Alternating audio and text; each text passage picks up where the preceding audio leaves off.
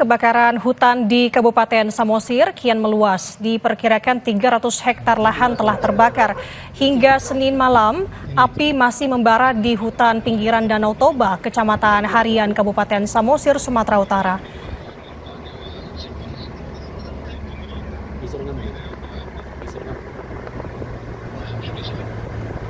Terlihat api masih membara di beberapa bagian bukit. Angin kencang membuat api dengan cepat menyebar. Kebakaran bahkan sudah mendekati 3 desa, yakni Desa Turpuk Limbung, Kecamatan Harian, Desa Boho, dan Sipitu di Kecamatan Cianjur Mula-Mula.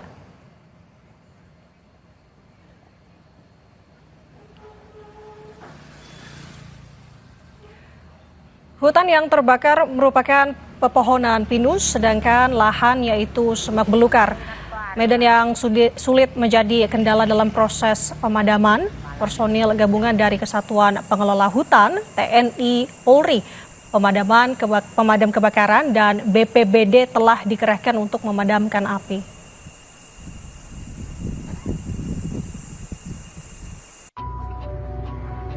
Ini tidak bisa dapat kita lakukan pemadaman disebabkan oleh topografi daripada kebakaran ini sangat curam dan berbatu.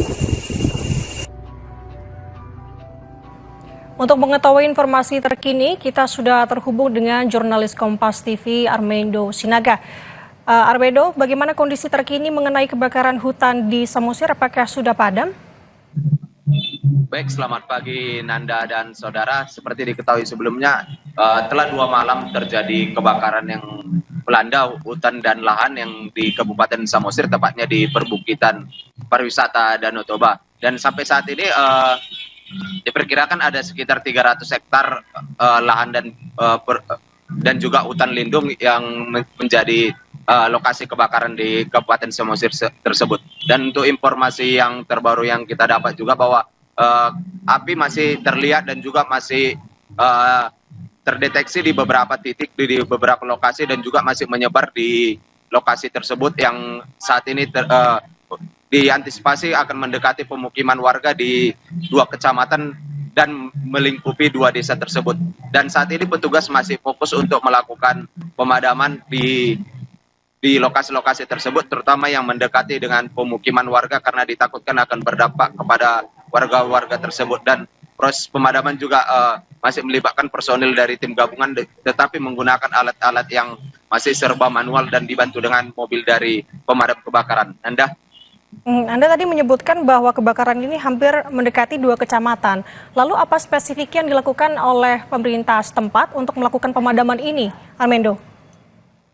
Ya, pemadaman seperti saya sebutkan sebelumnya masih dilakukan manual oleh personil tim gabungan tersebut, seperti menggunakan alat penyemprot sederhana yang dengan dibantu dengan racun api, dan juga dengan alat untuk pemapas api, dan juga melalui dengan mobil pemadam kebakaran tersebut. Hanya itu yang masih bisa dilakukan karena lokasi ini sangat terjal dan juga berbukit, karena ditakutkan akan membahayakan personil dari tim gabungan tersebut apabila akan menuju titik-titik api yang lebih besar. Tetapi untuk antisipasi telah dilakukan, dan juga antisipasi kepada beberapa titik api yang ditemukan di sekitaran badan jalan yang sudah diantisipasi oleh personil untuk melakukan pemadamannya. Dan kita masih menunggu apakah ada bantuan personil ataupun bantuan alat-alat yang lebih canggih lainnya, yaitu seperti apakah akan digunakan melalui udara untuk penyiraman kepada lokasi tersebut, karena kita ketahui lokasi ini tepat berada di pinggiran Danau Toba, sehingga sumber air itu sangat gampang dilakukan. Tetapi karena lokasi yang terjal itu tidak memungkinkan personil gabungan dengan alat-alat manual untuk ke lokasi tersebut. Nanda. Tadi Anda sebutkan juga kebakaran ini sudah terjadi 2 malam. Apakah sudah diketahui sebenarnya penyebab dari kebakaran hutan ini apa, Armando?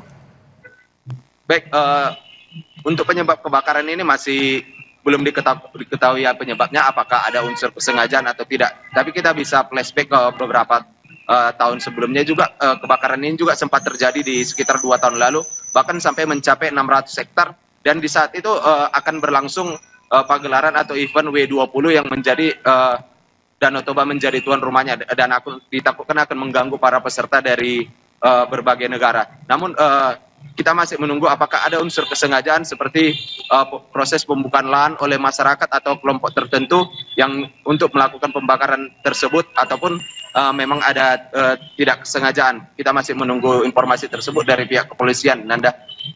Kita harapkan ini sebenarnya secepatnya untuk bisa teratasi, apalagi ini sudah hampir mau mendekati 2 kecamatan. Terima kasih atas laporan lengkap Anda, Armedo Sinaga, jurnalis Kompas TV. Selamat bertugas kembali.